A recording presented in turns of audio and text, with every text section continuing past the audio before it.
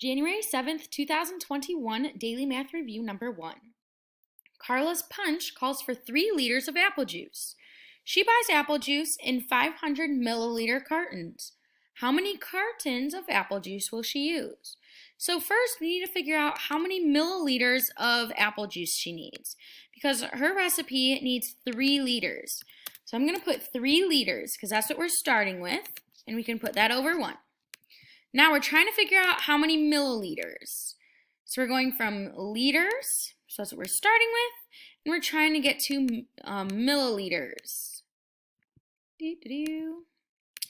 Alright, so we're trying to get to milliliters, and we're trying to get rid of those liters. So we need to look at milliliters and liters. Let's go to our conversion. Milliliters and liters. Ooh, here we go. 1 liter equals 1,000 milliliters.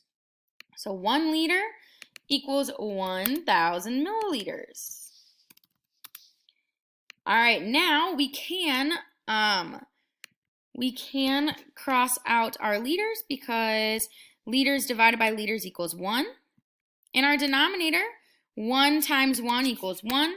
In our numerator, 3 times 1,000 is 3,000. And we're going to keep that milliliters. So she needs 3,000 milliliters. So she buys the apple juice in 500 milliliter cartons. So we need to take that 3,000 and we need to divide it by 500 because we need 3,000 milliliters to see how many cartons she needs. So we're going to take that 3,000.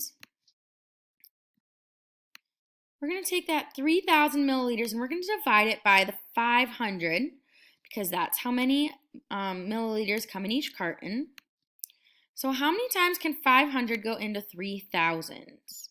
Well, 500 cannot go into 300, so it's going to have to be 3,000. So 500 I know goes into 1,000 2 times. If I multiply that by 3, 2, 4, 6. So our answer should be 6. So if we have 6 times 500, you do get 3,000. So how many cartons will she need? She will need 6 cartons of apple juice. So that's going to be your answer. Great job.